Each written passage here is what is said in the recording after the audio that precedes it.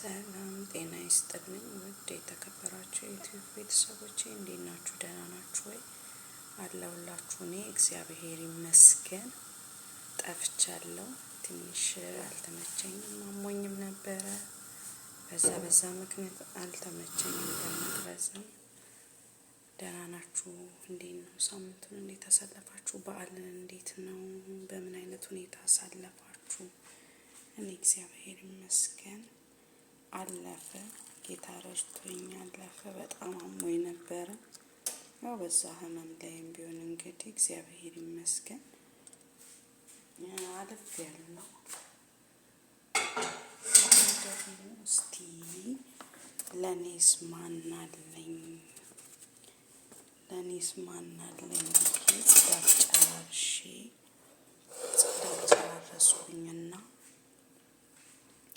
ይሄንን የመሰለ ቁርስ ሰራሁ እላችኋለሁ። ምንድነው ካላችሁኝ ጨጨብሳ። እዚህ ጋር ደግሞ የወተት ቡና ማኪያቶ አፍልቻለሁ። ብዙም ጠቆር ሲል ልቤን ያመኛልና ያደክመኛል። ለዛ ነው ነጭ ያደረኩትኝና ለኔስ ማን አለኝ እስቲ ለነሱ አቀራረብኩ አበላው። ለኔስ ማን አለኝ ብዬ ይሄንን የመሰለ ጨጨብሳ ሰራሁ ማለት ነውና የነሱ ቅቤ እንደማይጣፍጥ ታውቃላችሁና ማር ጨምርበታለሁ እኔ እንዲያባላኝ ማለት ነውና ኑ አብረን ቁርስ እንብላ። መልካም ቁርስ ለእናንተ የሚሆንላችሁ እያለሁ አብረን ጋብዣችኋለሁ። ተጋበዙልኝ። በጣም ነው የሚጣፍጠው፣ ሞክሩት እና ላቅርብ።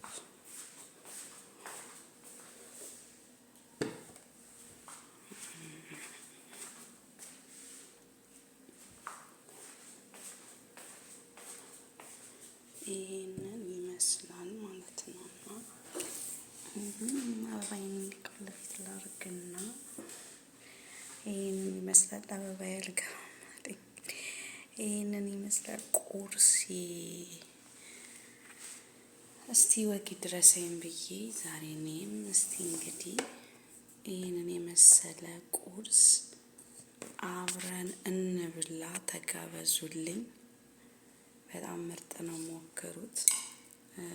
እንትኑን ለስለስ አድርጋችሁ አብኩታችሁ ከዛ በኋላ በስሱ ጋግራችሁ ቅቤና ማር አድርጋችሁ መለወስ ነው። በጣም ነው የሚጣፍጠው። እና እኔ ግን ዛሬ ቁርስም ልጋብዛችሁ እና ደግሞ ግን በእውነት አንድ ነገር እንደው ልጅ ያለበት ቤት የምትሰሩ እንዴት ነው የምትሰሩት?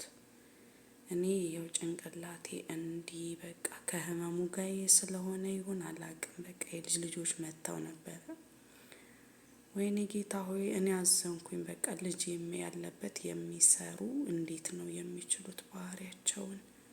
በጣም ከባድ ነው። እግዚአብሔር አቅም ይሆናችሁ በእውነት። እና በጣም ከብዶኝ ነበረ። በጣም ነበር የከበደኝ ነው። ግን አለፈ። የማይታለፍ ነገር የለም። እና ቁርስ እየበላሁ ነው እንግዲህ እንደዚህ አድርጌ እንብላ።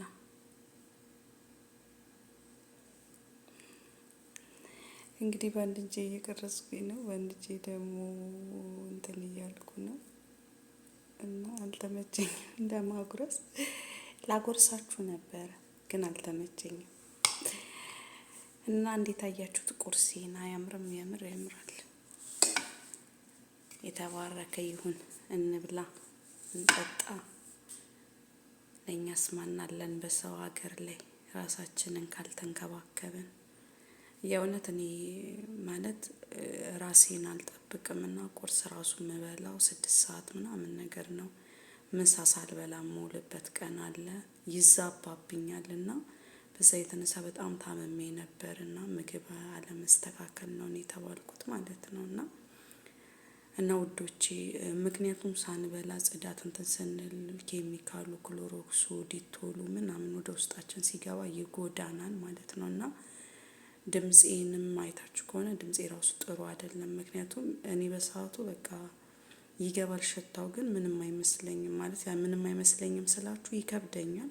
ግን ምግብ አይበላልኝም። ጧት ቁርስ አልለመድኩም። ስራ ሰራለሁ ጽዳት ምናምን ነገር ለነሱ ቁርስ ስል ምናምን ምሳ ሰዓት ይደርስብኛል።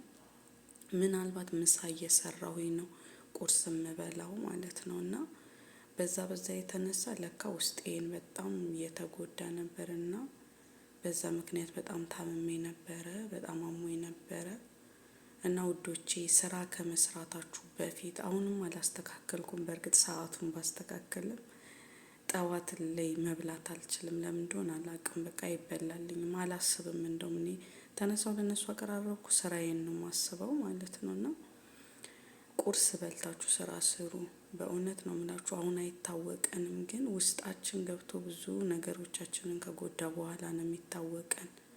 እና ውዶቼ ጽዳት ከመጀመራችሁ በፊት ምግብ በልታችሁ ውሃችሁን ጠጥታችሁ ወደ ስራችሁ ምግባችሁን በሰዓት፣ ምክንያቱም እናንተ ብትታመሙ ሌላ ሰራተኛ ያመጣሉ። ነገር ግን እናንተ ራሳችሁን ካልጠበቃችሁ እነሱ ጤና ስትሆኑ ስራቸውን ስትሰሩላቸው ነው የሚወዷችሁ፣ ወር ደግሞ የሚፈልጓችሁ።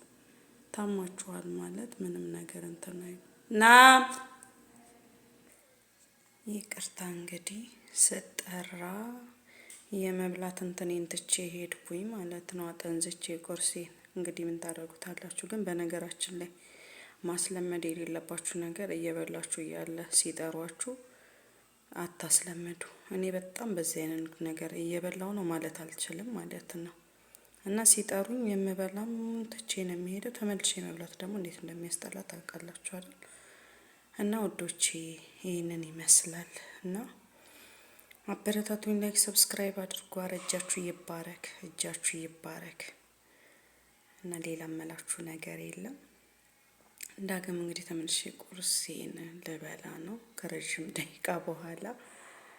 እና ስትጠራኝ ይቅርታ ቤት ብዬ ያስገብቻለሁ ድምፄን። እና ይህንን ይመስላል ውሎዬ። ደግሞ ምሳ ሰዓት ይደርሳል፣ ወደ ምሳዬ ይደርሳል። እንግዲህ ሰዓት ደርሷል፣ የምሳ ሰዓት። ወደ ምሳዬ ደርስ እሄዳለሁ። ቁርስ ይሄንን ይመስላል። ከተመቸኝ እንግዲህ ለመቅረጽ ምሳ ሰራ አሳያችኋለሁ። ግን በጣም ያው ምቹ አይደለም ያለውበት ሁኔታ፣ በጣም ነው የማይመቸው፣ በጣም ነው የሚያስጠላው። ለመቅረጽ ምቹ አይደለም እና ደስተኛም ስላልሆኑ ጥቂት ጊዜ ነው ገብቼ፣ ግን በጣም ጥሩ ቪዲዮዎችን እንደምሰራ ቃል ገባላችኋለሁ። ጥሩ ነገር ይዤላችሁ እንደምመጣ እና ያው ሀገር እስከምገባ ነው፣ ጥቂት ጊዜ ነው የቀረኝ። እግዚአብሔር ለዛ ክብር ያብቃኝ፣ ያብቃሽ በሉኝ። ተባረኩ። ወዳችኋለሁ። መልካም ውሎ